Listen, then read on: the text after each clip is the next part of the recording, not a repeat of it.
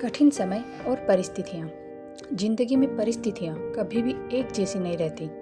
हमारी ज़िंदगी में उतार चढ़ाव तो आते ही रहते हैं और हमारी सोच बताती है हम उन परिस्थितियों का कैसे सामना करते हैं। क्या हमारे अंदर वो काबिलियत है जो हर परिस्थिति से आपको बाहर निकाल दे।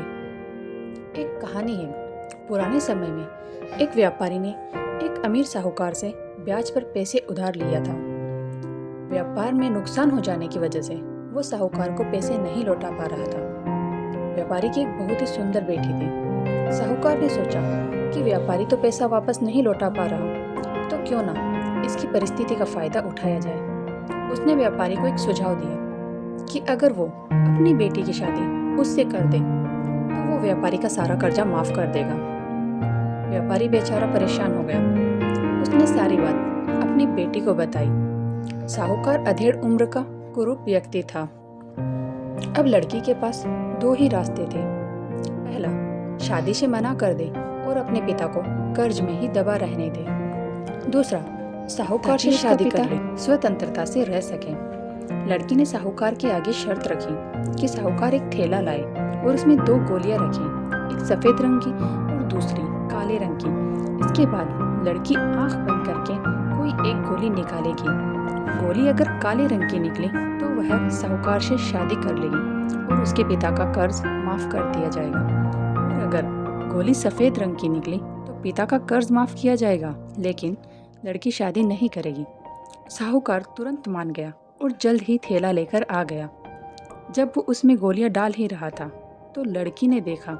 उसने बड़ी चालाकी से थैले में दोनों गोलियां काले रंग की ही डाल दी। वो लड़की परेशान हो गई कि अब वो क्या करे। वो अगर साहूकार का भांडा फोड़ भी दे तो उसे दूसरे किसी जाल में ज़रूर फंसाएगा। लड़की कुछ देर सोचती रही, फिर वो आगे बढ़ी। उसने थैले से एक गोली निकाली और बड़ी होशियारी से उस गोली को गिरा दी।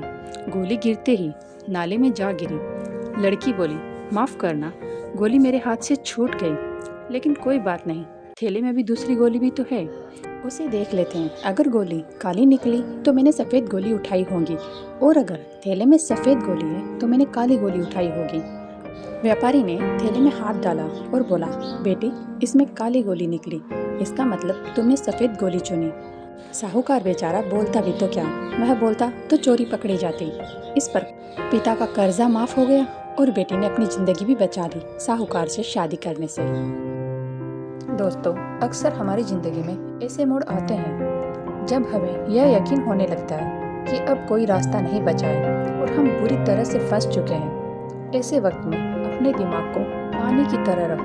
पानी को देखा है कैसे रहता है, एकदम शांत और निर्मल।